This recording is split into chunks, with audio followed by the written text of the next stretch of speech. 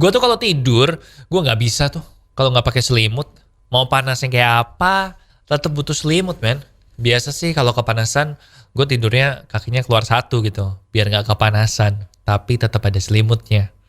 Ini sebenarnya normal nggak sih?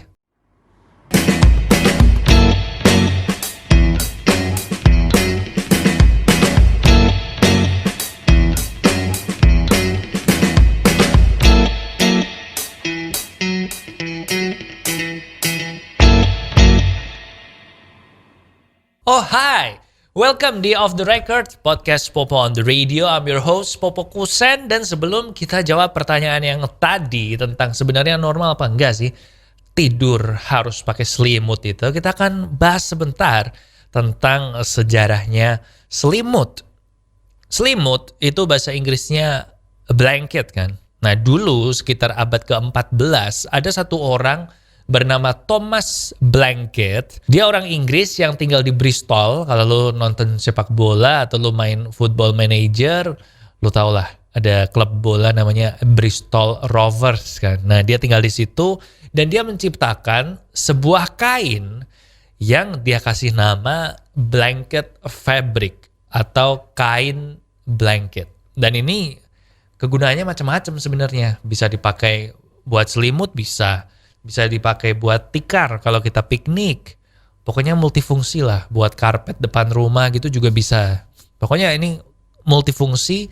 Baru nanti di tahun 1608 penulis terkenal banget lah ini, yang nulis Romeo and Juliet, si William Shakespeare itu menggunakan kata blanket sebagai kata kerja yang artinya menyelimuti. Jadi di salah satu karyanya dia ada satu karakter yang bilang, gue akan menyelimuti elu. Nah menyelimutinya ini dia menggunakan kata blanket. I will blanket die bla bla bla. Pokoknya pakai bahasa Inggris kuno gitulah.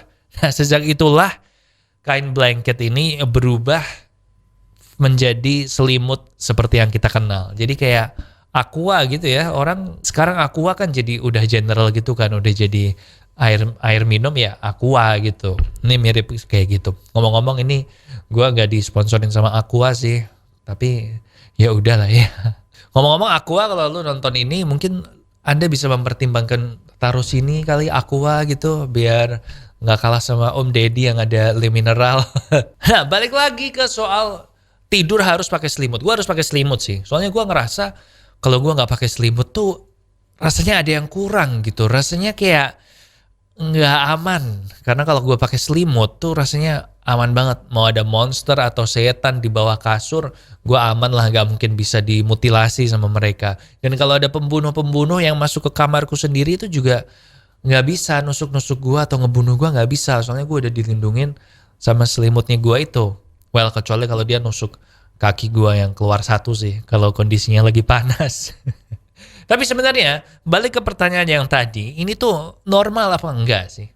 Nah gue berhasil mencari-cari sumbernya dan ternyata menurut Dr. Alice Hoagland, dia ini direktur dari klinik insomnia di New York. Dia bilang kalau kebutuhan kita untuk menggunakan selimut itu sebenarnya memiliki dua komponen. Yang pertama yaitu komponen perilaku atau behavioral, dan yang kedua yaitu komponen fisiologi. Nah kalau lo ngikutin pelajaran biologi waktu dulu di sekolah, fisiologi itu ada kaitannya dengan fungsi tubuh kita secara biologis. Jadi bukan psikologi ya. Kalau psikologi kan otaknya kita nih, pemikirannya kita. Nah ini fisiologi itu lebih ke fungsi tubuh. Nah yang pertama dari segi behavioral atau dari segi perilaku.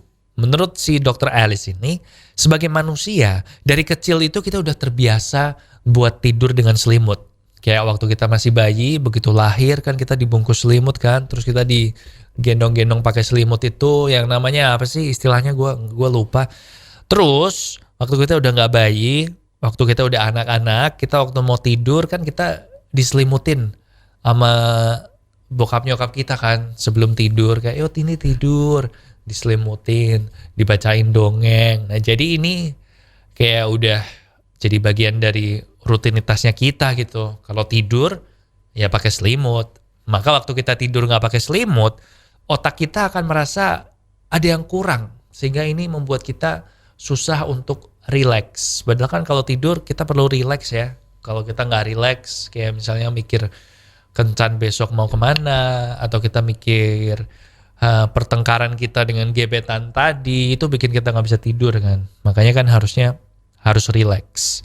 Bahkan waktu kita kecil, kita juga sering merasa kalau selimut ini tuh semacam pelindung ajaib gitu dari kegelapan atau bahkan hantu atau setan. Nah, rasa aman waktu kita kecil ini yang menganggap kalau selimut ini adalah pelindung ajaibnya kita, itu terus bertahan sampai sekarang walaupun kita udah besar dan kita udah nggak takut lagi sama hantu, tapi alam bawah sadar kita itu tuh masih mengkorelasikan, masih menghubungkan rasa keamanan dengan selimut. Jadi itu yang bikin kita kalau tidur nggak pakai selimut, itu tadi kayak, wah kayaknya ada yang kurang deh. Nah itu dari segi behavioral. Nah dari segi yang kedua, yaitu dari segi fisiologi, gimana tuh Po? Kalau dari segi fisiologi. Bicara soal fisiologi, ini ada kaitannya dengan sebuah hormon yang cukup terkenal, bisa dibilang ini hormon terkenal nomor 3 kali ya, setelah hormon estrogen dan testosteron. Itu kan hormon cewek sama hormon cowok kan. Nah, hormon ini adalah serotonin, atau yang orang-orang sering menyebutnya sebagai hormon bahagia, happy hormone. Hormon ini kalau produksi levelnya tinggi, semakin banyak, semakin bikin kita happy. Fun fact dikit, kalau lu tahu narkoba ekstasi kan? Nah, ekstasi itu sebenarnya mengandung serotonin atau mengandung, gua nggak pasti ya, dia mengandung serotonin atau dia itu memacu produksi serotonin di tubuh kita. Pokoknya kalau kita makan ekstasi, maka serotonin di tubuh kita itu tinggi banget dan itu membuat kita happy karena itu tadi serotonin itu bikin happy. Nah, kekurangan hormon serotonin ini yang biasanya dialami oleh orang-orang yang sedang depresi atau sedang stres, itu erat kaitannya dengan insomnia atau susah tidur. Nah, pada saat kita tidur, kan kita tidur itu ada beberapa cycle gitu ya. Cycle pertama yaitu light sleep, yaitu yang gampang banget kebangun. And then ada cycle deep sleep, yang ini nggak bisa dibangunin. And then ada satu lagi cycle REM cycle atau rapid eye movement. You know, kalau lo lihat orang tidur, mereka merem gini kan, tapi kita sering bisa lihat kalau matanya kayak gerak-gerak gitu, walaupun ketutupan kelopak matanya. Nah ini yang disebut dengan rapid eye movement cycle. Nah waktu REM cycle ini adalah waktu kita mimpi. Jadi waktu kita tidur terus kita mimpi, nah itu waktu REM cycle ini, gerak-gerak itu. Dan ternyata waktu REM cycle ini, itu kadar serotonin di tubuh kita itu menurun Masuk akal sih menurut gua, karena kalau kita lagi mimpi buruk atau lagi mimpi yang excited, kan kita serotoninnya menurun dan kayak misalnya mimpinya stressful atau gimana-gimana. Nah ini turun pada saat kita REM cycle ini. Nah dengan adanya selimut di tubuh kita, ada sentuhan lembutnya gini yang nyaman, comfortable gitu kan kalau ada selimut. Nah itu ternyata juga menstimulasi tubuh kita untuk memproduksi serotonin, sehingga kita bisa tidur damai, nggak kebangun pada waktu REM cycle ini. Nah apalagi ternyata pada saat kita tidur, itu kan temperatur tubuh kita menurun ya, karena memang waktunya buat istirahat, jadi energinya disimpan, maka energi yang dipakai untuk mengatur tubuh kita itu dialihkan untuk ke pencernaan tubuh kita. Nah itu sebabnya kalau ada selimut, karena selimut itu membantu tubuh kita tetap hangat kan, membantu supaya panas tubuh nggak keluar dari situ kan, supaya tetap hangat di situ. Nah ini juga membantu biar kita nggak kebangun karena kedinginan. Dan terakhir, tubuh kita waktu tidur itu kan juga sebenarnya temperatur tubuh kita menurun ya, karena memang tidur kan waktunya istirahat. Jadi tubuh kita itu menyimpan energinya dengan cara bagian energi yang dipakai untuk ngatur temperatur tubuh kita itu dipindahkan ke pencernaan. Makanya kalau kita bangun tidur, first thing we do adalah buang air kecil atau buang air besar kan. Karena sepanjang tidur tubuh kita memang fokusnya di situ. Nah adanya selimut itu mencegah tidur kita itu jadi keganggu sama tiba-tiba berasa kedinginan karena temperatur tubuh kita yang menurun itu. Karena selimut itu menciptakan semacam microclimate, gue nggak tahu bahasa Indonesianya apa di sini, tulisannya pokoknya microclimate di sekitar kulitnya kita yang biasanya lebih hangat dibandingkan lingkungan sekitarnya. Ya iyalah ya, karena ditutupin selimut gitu kan. Jadi itu juga mencegah panas tubuh kita itu keluar dari badan di malam hari sehingga membuat tubuh kita tetap hangat. Oh, yang satu lagi biar nggak kelupaan gue. Karena kebanyakan orang itu tidur pakai selimut, maka adanya sebuah selimut itu kayak physical sensation ada selimut. Jadi ada selimut di sekujur tubuh kita, itu tuh berpasangan dengan tidur.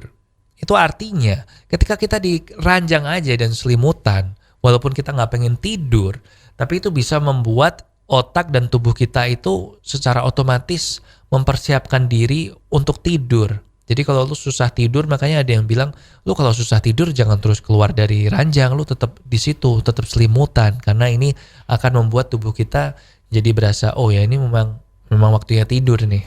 Kecuali kalau lu seharian emang cuma di ranjang doang nonton Netflix sambil selimutan dan itu udah kebiasaan lah, mungkin baru tubuh kita nggak ngerti ya, bingung dia ini kapan tidur sih, kapan enggak sih.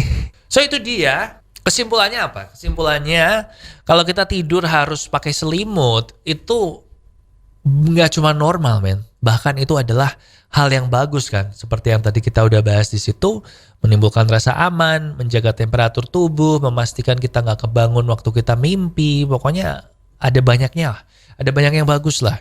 Jadi nggak kayak orang-orang yang mungkin kebal atau mungkin berani dan bisa tidur nyenyak tanpa selimut.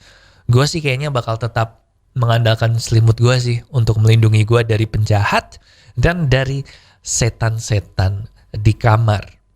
Dan menurut gue gak ada salahnya sih buat kita tidur sama selimut. Dan menurut gue lebih baik sih memang kalau kita tidur selimutan. So that's it buat podcast hari ini.